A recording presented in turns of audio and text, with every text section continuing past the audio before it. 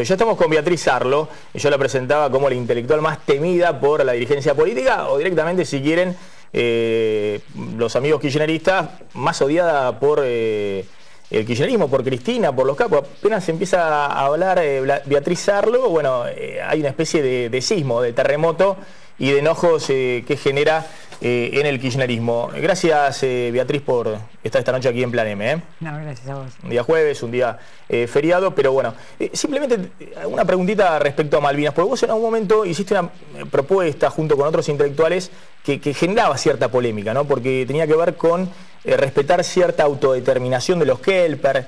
Eso después quedó ahí flotando. No quedó flotando, sí. Es mi idea. Es mi idea, los isleños, porque a los Kelper decirle Kelper es como si vos sos de Boca y yo te digo bostero. Sí. A vos te puede gustar que autodenominarte bostero, pero que yo te diga callate bostero no te gusta. Entonces lo que nosotros llamamos Kelper acá son isleños, ellos se llaman Falklanders a sí mismos, pero digamos los isleños para no... esa propuesta es que se escuche sus intereses, que se escuchen sus intereses.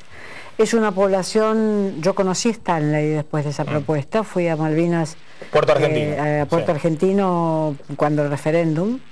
Es una población establecida desde hace varias generaciones, ahora mezclada con población de origen negro en la isla de Ascensión y con inmigrantes argentinos y chilenos. Y habían sido completamente descuidados por los británicos hasta la guerra. La guerra en un punto los benefició porque los británicos empezaron a cuidar esa población que la tenían como verdaderamente lo que como dicen todo, digamos, que la movida de la dictadura fue una movida finalmente que terminó beneficiándola. Sí. Ahora ellos controlan la pesca y van a controlar el petróleo. Ahora, es una población que no quiere pertenecer a la Argentina. Eso no es razón suficiente para los que creen que las Malvinas son argentinas. Yo no sé si son argentinas. Si cada país reclamara los territorios históricos de los últimos 200 años, tendríamos varias guerras en Europa, ya mismo. Alsacia-Lorena, Polonia, los alemanes de Rusia, tendríamos varias guerras en Europa ya mismo. O sea que yo no me pronuncio sobre la cuestión nacional. Lo que digo es que es una población que no quiere ser... La Argentina no es algo que lo atraiga. Y se ha producido un fenómeno que me intrigó mucho, que es el de la postmemoria. La postmemoria no es la de quienes estaban en Puerto Argentino vivos en el momento de la guerra, es decir, era gente grande en el momento de la guerra. La postmemoria era aquellos que no habían nacido en el momento de la guerra. Y para ellos la guerra es un acontecimiento más fuerte incluso que para los que vieron llegar a los soldados argentinos. El impacto fue muy grande. Vos imaginate, Maxi, nosotros tuvimos dictadura militar la peor del mundo. Ahora, nunca vimos que al abrir la puerta había un soldado extranjero, que vos consideras extranjero. No lo viste en tu vida eso. Vos no abriste tu puerta y viste un soldado llegado de un país africano o europeo o del norte de América. No lo viste. Eso le pasó muchas veces a los centroamericanos con Estados Unidos, pero no a los argentinos. Estos chicos que no vivieron la guerra tienen el trauma de eso que vivieron sus padres. Tienen la posmemoria de sus padres. Esos chicos no quieren saber nada con la Argentina. Absolutamente nada. Yo fui a la escuela secundaria de Puerto Argentino. Fui a la escuela secundaria, traté de hablar con los chicos. No querían. Era muy fácil hablar con gente de mi edad y con gente de 45 años que había vivido la guerra. Era imposible hablar con los chicos, que no la habían vivido y era el hecho traumático de su historia. De todas maneras, bueno, da para polémica y ahí está la idea de que es respetable todas las posiciones. Yo tengo una posición distinta, no sé si hay que respetar en este caso la posición. ¿Cuánto es la población hoy de Malvinas? 2.800 personas en total de la isla. Y me parece, bueno, que hay antecedentes históricos y también geográficos, está dentro de nuestra plataforma continental. No, si el mundo lo repartiéramos así, bueno, entraríamos en guerra. Está bien, pero hay una discusión. Los antecedentes geográficos nos harían entrar en guerra por todas partes. Sí, pero en este caso, digamos, uno ve qué ha pasado con las colonias británicas, y el último caso ha sido el caso de Hong Kong, y bueno, han vuelto a sus territorios más allá de lo que opinaran los quienes estaban circunstancialmente en ese territorio, ¿no? Han vuelto... Después de largas negociaciones. Después de largas negociaciones, exactamente, diplomáticamente. Pero vamos a hablar un poquito de política. Se movió el escenario político, Beatriz, porque se metieron Cristina y Máximo en el centro de la escena. Y fíjate, parece que a Scioli lo dejaron a un costado chiquito y dijeron, nosotros vamos a confrontar con Macri. Y empezaron a demonizarlo a Macri, y Macri de alguna manera se siente agradecido porque siente que se sacó la grande. Bueno, a ver, apareció Máximo y apareció Cristina, digo, tan importante como Máximo. Y Scioli esta semana, bueno, compartimos acá la visión con Diego Genú, se kirchnerizó. Digamos, cambió el escenario, Beatriz, y no sé si viste que vos compartías esta idea que estaban todos despidiéndose, que Cristina estaba hablando de sus logros, de que el que venga le va a ser difícil cambiar todo, y esta semana están todos con la idea de que en diciembre no se van. Bueno, es una idea un poco extravagante, digamos, ¿Ah, sí? ¿no? En diciembre Cristina se va. Sí. Esto está claro. Si se va al Parlasur, si se va a ser diputada o senadora en el Congreso, esa es otra cosa, y yo creo que ella todavía no está decidida cuál es el camino a seguir. Está claro que no puede poner a Máximo de presidente, hablemos en serio. ¿Hablemos en serio? Hablemos en serio. Digo, no tiene la menor chance. ¿Qué sería? Regalarle la elección entera en ese sentido a Macri. Hijo mío, todo esto será tuyo. Hijo mío, todo esto será tuyo, se lo dice a Macri, entonces. Lo pone a Máximo de candidato a presidente, y además de ser un rasgo de una sucesión monárquica, aparte de eso, le está regalando la elección a Macri. Pero además tiene que hacer internas, y Máximo tendría que ganar las internas. Scioli tiene... Respecto de los votantes peronistas, Scioli tiene una base que es más propia, es construida por él, que son unos puntos de votos que son construidos por él. Me parece difícil. En principio la operación, Máximo puede ser candidato a diputado o senador, eso sí, cualquiera puede ser, digamos, si sos parte del kirchnerismo, puede ser. Candidato a presidente no puede ser, o sea que, salvo que estemos al borde de una cuestión institucional muy seria, y no creo que eso sea ¿Vos seguís posible. creyendo que el candidato del oficialismo va a ser Scioli? Yo creo que Cristina quiere una... Esto es lo que yo creo es lo siguiente. En su día sensato, Cristina quiere unas PASO muy atractivas, donde todo el mundo vaya a votar a ellas y donde quede entonces ahí, pero que además contribuyan a limarlo a Scioli. Es decir, que Randazzo saque una buena participación en esas PASO, que lo ponga en condiciones a ella a través de Randazzo, para después seguir condicionándolo a Scioli. Efectivamente, eso es lo que ella quiere. Es decir, unas PASO muy competitivas que por un lado tengan el atractivo de llevar votantes y que el justicialismo, el Frente para la Victoria o lo que sea, sea la fórmula más votada, las fórmulas más votadas, y por otro lado esmerilarlo a Scioli en esas PASO. Eso yo creo que es el momento sensato. Después puede haber una táctica que es insensata, que es unas PASO donde por algún artilugio que no se me ocurre cuál, Randazzo, que a mí no se me ocurre cuál, Randazzo pueda salir electo, y es de nuevo arriesgar grandemente que sea más... Ahora, lo que vimos esta semana, ¿no? Scioli cambiando su estética, escondió ya el naranja, los afiches Scioli para la Victoria con la estética del Frente para la Victoria, es decir, un Scioli que se kirchneriza, ¿no? Y un kirchnerismo que a su vez elige a Macri como contendiente para polarizar con Macri. ¿Vos ves que esto dura hasta agosto nomás? Yo lo que digo es que Scioli sabe hacer ciertos pasajes. Cuando Cristina le impuso a Mariotto como candidato a gobernador en la provincia de Buenos Aires, Mariotto llegó al Senado de la provincia de Buenos Aires como un ultra kirchnerista, con el propósito de comerse un chico sciolista todas las mañanas con el desayuno. A los 15 días estaba neutralizado. O sea, y hoy es el que dice que Scioli tiene que ser el candidato a presidente y que Randazzo gobernó en la provincia de Buenos Aires. En efecto. Que sería para el Frente para la Victoria una fórmula muy sensata, muy sensata. Entonces, yo no es que le esté atribuyendo a Scioli calidades de estadista, ¿no? Me parece que no las tiene. Pero vos decís que es mucho más pícaro de lo que muchos imaginan. Tiene un temperamento político que le permite una negociación muy amplia. No olvidemos que en los últimos meses él ha recorrido las provincias argentinas, estableciendo lazos con los peores caudillos de esas provincias, que son los que también tienen los lazos con Cristina. Así gobierna el justicialismo. con personas difícilmente aceptables en ninguna mesa democrática, con personas como Infran, difícilmente aceptables en una mesa democrática, pero Cristina no se va a escandalizar de eso, dado que ha gobernado con esa gente. Bueno, mirá, hablábamos con Diego Genú, que ahora en La Rioja está dando vuelta a la idea. Pedro Herrera, que es el gobernador de La Rioja, sigue considerando que Menem es un prócer en La Rioja, ¿no? Y el otro día le hice un acto de homenaje y está viéndose la posibilidad si no va a ser candidato Menem en La Rioja. Sí, en efecto. Por el candidato, por el gobernador kirchnerista en La Rioja. 5 de julio. Antes va a cumplir años, 85 antes.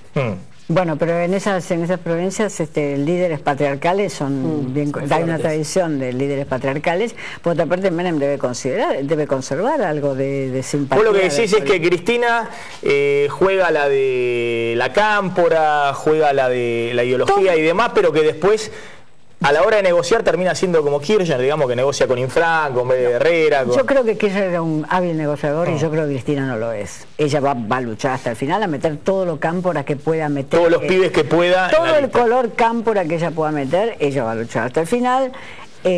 Ahora, lo que pasa es que en los días sensatos, en el momento en que la estrategia sensata prevalece, uno no puede ignorar que lo que a ella le conviene es una victoria del Frente para la Victoria, repartir el campo y los despojos argentinos de manera más o menos equitativa ahí, y asegurarse ella el futuro que quiera. Se puede asegurar el futuro que quiera, menos judicial se puede asegurar el futuro que quiera ella.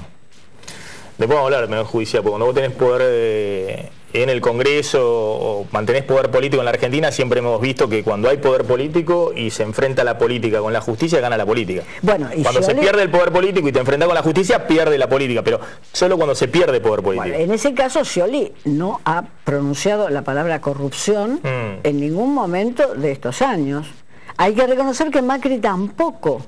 Ambos viven como si estuvieran en los anillos de Saturno respecto de la corrupción. Hay que reconocer que Macri tampoco. No lo veo a Macri de cada Ahora vamos a hablar de Macri, porque yo estoy poniendo la intelectual más odiada por los K o por Cristina, pero que en el macrismo a Beatriz Arlo también le tienen cuidado. Diego Genú. Sí, ¿cómo te imaginas este escenario, pensando que Scioli puede ganar en las PASO y puede llegar a la presidencia? ¿Cómo te imaginas a Scioli presidente y Cristina como líder del peronismo, de sectores del kirchnerismo? Digo, porque el único antecedente es Alfonsín, jefe del radicalismo, y de la Rúa presidente.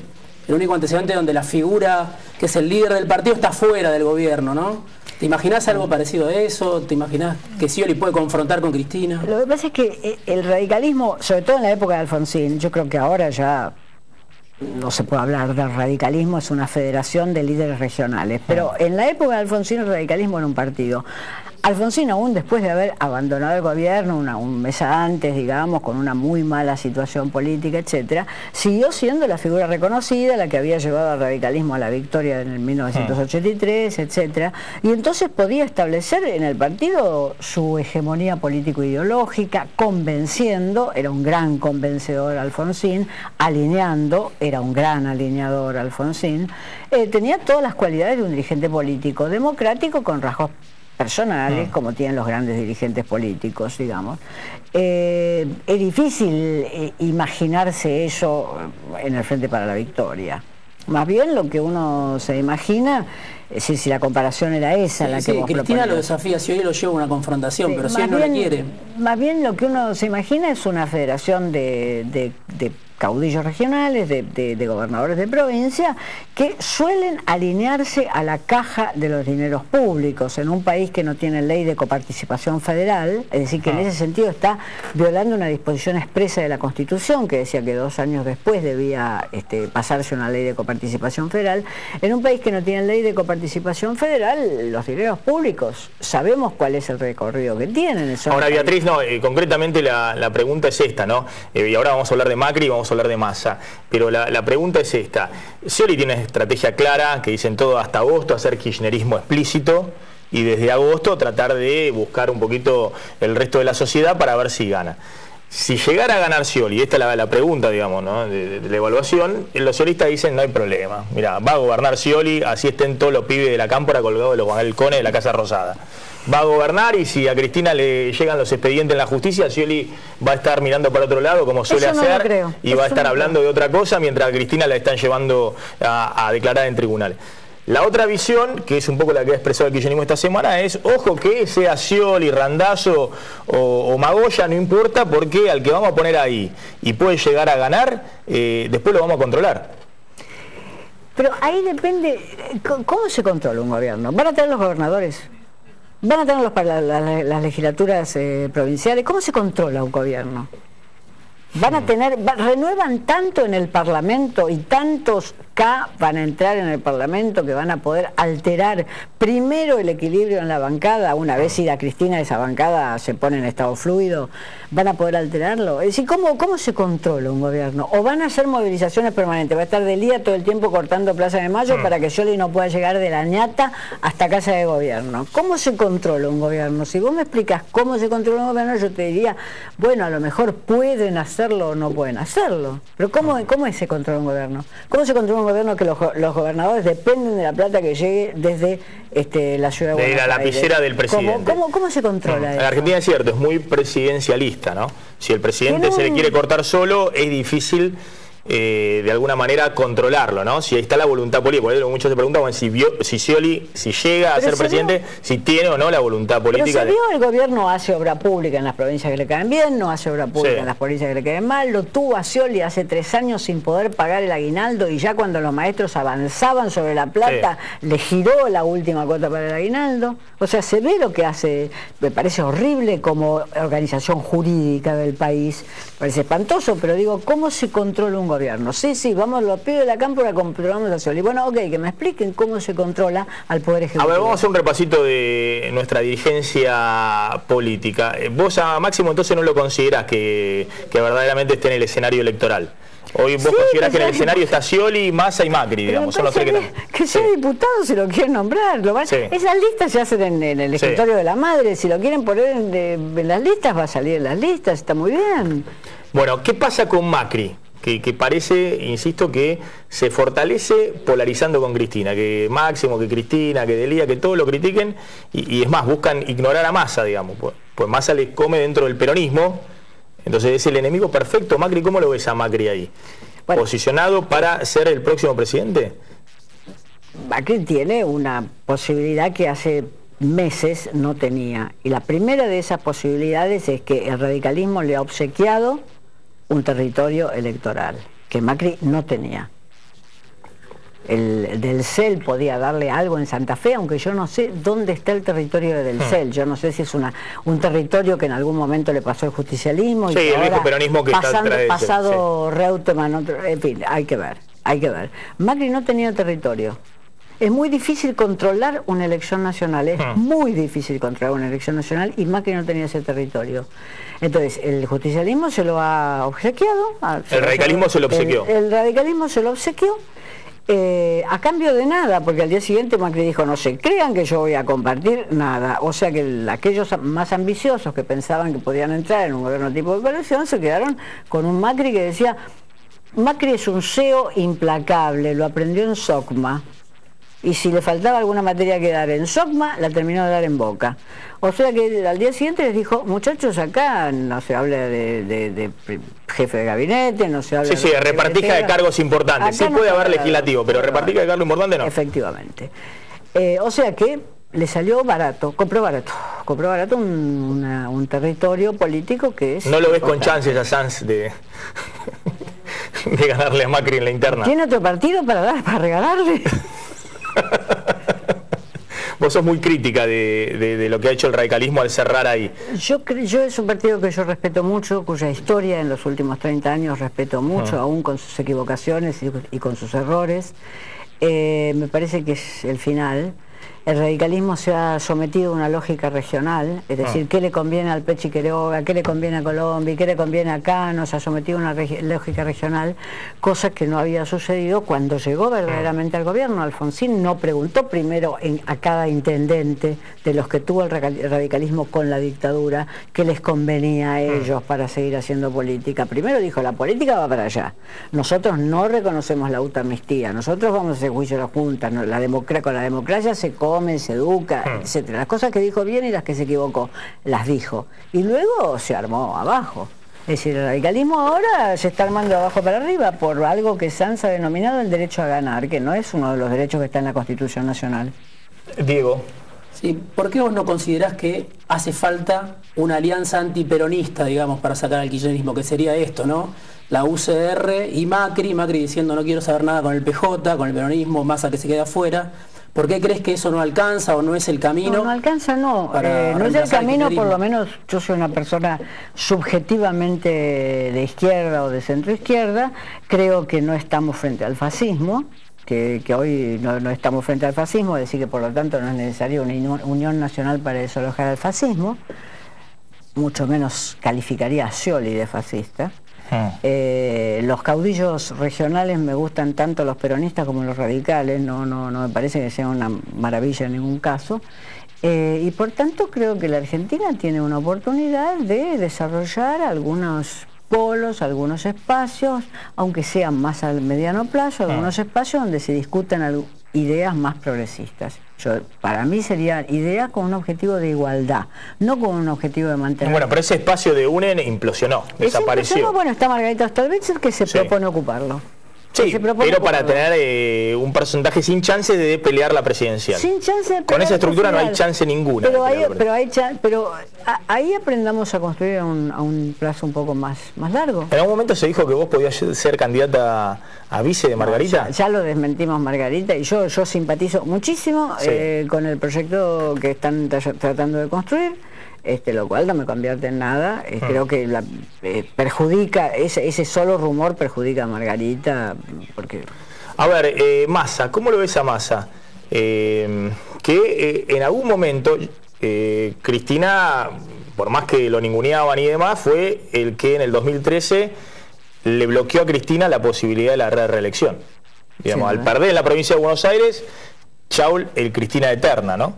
Y que después veían con gran peligro el tema de que alineara al peronismo y que el peronismo ahí encontrara su norte, y eso sí significaba para Cristina desaparecer, digamos, desde el punto de la escena política, ¿no? ¿Hoy cómo lo ves? Pero hagamos un cacho de historia, aunque sea muy sumaria. Duhalde también le bloqueó a Menem la posibilidad de la reelección. Es cierto. Eso no lo convirtió de nuevo en nada. Después fue presidente de la crisis, pero también le bloqueó a Menem. Es decir, puede haber un político que en un determinado momento bloquee el proyecto de otro político. Eso necesariamente no lo convierte en otra cosa. Simplemente estuvo en el lugar. Vengó, ¿no? Menem se vengó y mucho. Se vengó y mucho torpedeando la candidatura presidencial de Duhalde. Torpedeándola absolutamente. Yo recuerdo, pequeñísima anécdota, un día estaba en un canal de televisión de Córdoba y antes había estado Duhalde, y al periodista que lo entrevistaba, Duhalde dijo: yo ya perdí, faltaban 2 meses para las elecciones, y Duhalde dijo: yo ya perdí. La culpa también la tuvo la Alianza, que en todo momento pensaba que estaba derrotando a Menem cuando luchaba para ganarle a Duhalde. Y era, en realidad, al que se le estaba ganando o perdiendo era Duhalde. Y yo me pregunto qué hubiera significado que Duhalde fuera presidente dos años antes. Para adelante, vos lo que estás diciendo es que Cristina hoy está preocupada por seguir manteniendo alineado a ese peronismo, digamos, que a Scioli lo mantiene a raya y a Macri y a, lo va a mantener en suspenso. y a Massa lo trata de ignorar o dejar a un costado del camino para que no haya nadie que en el peronismo le pueda hacer sombra. Una palabra venida de otro mundo. Va a histeriquear con Scioli hasta donde le convenga. Si además de eso quiere perder las elecciones, es otra cosa. Diego. Sí, vos decís que Massa cae en las encuestas, en las últimas encuestas, porque es demasiado parecido al kirchnerismo, o es en realidad que se pareció demasiado a Macri el año pasado. ¿Vos cómo lo ves? No, yo creo que porque se pareció demasiado a Macri, no al kirchnerismo. Se pareció demasiado a Macri y no tiene la base social que tiene Macri en la ciudad de Buenos Aires, que se ha macrizado esta ciudad. La ciudad de Buenos Aires es muy afín socialmente al discurso de Macri. Pero estás como Fito Páez, Beatriz, por ahí de buena gestión la de Macri en la ciudad, ¿viste? No me diga que los porteños son naturalmente, ¿viste? Más afecto a la derecha, porque ¿por qué a la derecha? Por ahí están premiando que la gestión está bien en la ciudad para ellos. Ponele. Pues Fito, ¿viste? La verdad, cuando ganó Macri, me dan asco todos los No, pero los porteños. hay cuestiones culturales que también pesan. Digo, yo con Fito Páez no tengo nada que ver. Te estoy chicaneando. Absolutamente nada que ver. Sí. Digo, hay cuestiones culturales que sí pesan en la política.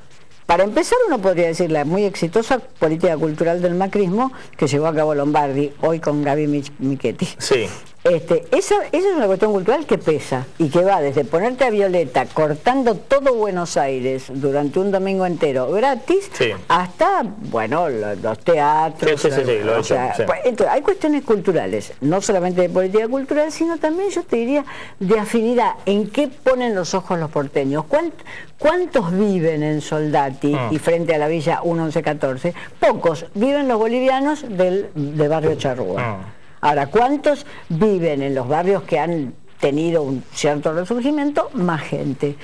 Por otra parte, esta ciudad, cuando desaparece el voto radical de la ciudad y desaparece por otros motivos, esta ciudad no tiende jamás al peronismo. Una sola vez ganó el peronismo. ¿Cómo es esa interna entre Michetti y Larreta y Macri, todos dicen, tomando una jugada de riesgo, jugándose por Larreta? Y de alguna manera dejando a Michetti descolocada? La otra vez estaba casi al borde del llanto y diciendo, bueno, me pone todo el aparato del PRO y del gobierno en contra. Es difícil de ver. Si le sale bien, es una jugada que lo fortalece mucho. Como liderazgo dentro. Como liderazgo en el PRO, que es un partido que no tiene convención, que no tiene comisión política, que no tiene discusión política, que es un equipo, como ellos dicen, somos un equipo. Bueno, eso, si le sale bien, él se fortalece como equipo. Si le sale mal, verdaderamente no digo que ponga en peligro su elección como presidente, eso solo, pero bueno, todo suma o todo resta. Yo te diría que es un paso político que dio Macri. Macri me resultaba muy difícil a mí ver cómo daba sus pasos políticos. Este es un paso político. Tomó riesgo. Cuando alguien toma un riesgo, da un paso político. Como yo no me interesa si sale Michetti o si sale Rodríguez Larreta, no se me va en nada. Entonces puedo mirar más bien la figura hecha por Macri acá y digo, bueno, es un paso político.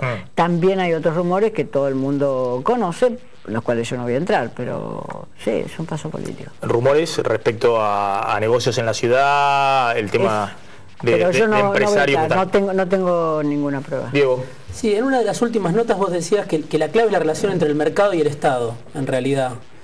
¿Y cómo cambiaría esa relación según estos tres candidatos que aparecen, Massa, Macri y Scioli? Digo, es muy distinto porque Macri hizo como un paso hacia el centro. Trató de decir, no voy a sacar un montón de cosas. La relación con el mercado, entre el mercado y el Estado, Macri la tiene planteada como un liberal económico del mayor clasismo. Distinto a Massa y Scioli. ¿Vos crees que hay riesgo? Digamos, está bien lo que plantea Diego. Ahora vamos a hablar un ratito con Héctor Daer y con Cristian Castillo, ¿no? Desde el sindicalismo tradicional y desde peronista y desde la izquierda. Pero ¿crees que hay riesgo acá que se venga con la herencia económica, evidentemente, que está muy complicada, que es a Cristina, un ajuste económico, de que volvamos a las épocas del ajuste? Yo no sé si en términos de ajuste y como inauguración de presidencia, pero lo que yo te digo es, tomando la política de ocupación de tierras en la Ciudad de Buenos Aires.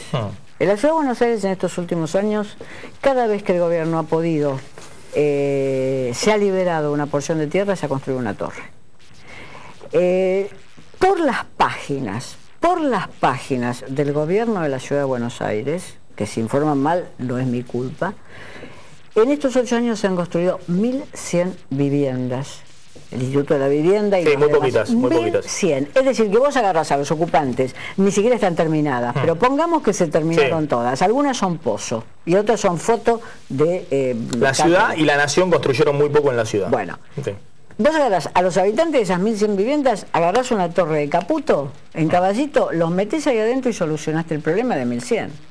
Entonces, en las ciudades modernas, pero digo ciudades del mundo bien capitalista, Cuando hay tierra pública no se pone un shopping únicamente. Primero no se pone el shopping dentro de la ciudad, ese es un rasgo porteño. Vayan a encontrar un shopping en Nueva York, en Brooklyn, vayan a buscar un shopping.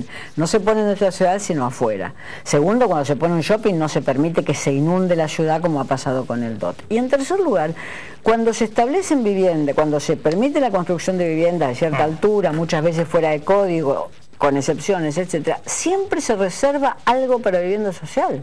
Siempre. Primero porque eso mezcla de mejor manera la ciudad y segundo porque se responde a las necesidades. Esto es lo que para mí tiene que ver con Estado y mercado. Esta es la relación. Es decir, ¿qué hace el Estado respecto de la libertad y restricta el mercado? ¿La favorece?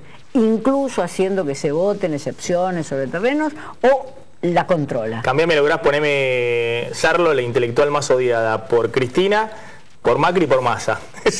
Por todo. Porque le ha dado con todo.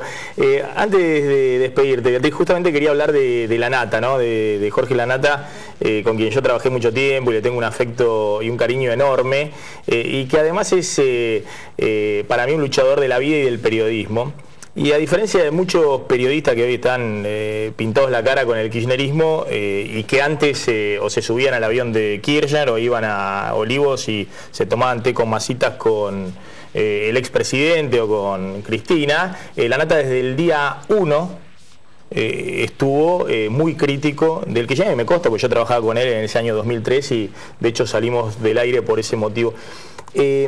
¿Vos considerás también que de alguna manera Lanata ha tenido un rol muy importante desde el punto de vista de levantar una voz cuando no se levantaba frente al proceso del kirchnerismo? Yo creo que Lanata es un gran inventor de formatos. Primero fue un gran inventor de formatos gráficos y en los últimos años fue un gran inventor de formatos televisivos. Por tanto, con las ideas que él expresa respecto del kirchnerismo, le ha dado esas ideas un realce en esos formatos en que él ha inventado. Me parece que es, junto con Timerman, me parece que son los dos periodistas de los últimos 50 años de la Argentina, aquellos que han podido imaginar un nuevo tipo de periodismo. Y en general han sido muy expresivos de tendencias culturales, de la pequeña burguesía, de la burguesía media, han sido muy expresivos. Mi diario, cuando yo tenía 20 y pico de años, fue La Opinión, y celebré la llegada de Página 12 en 1987. 86, creo. 87 puede ser. 87, me parece. 87. Diario en el cual colaboré hasta el 2004. Ahí me dijeron goodbye.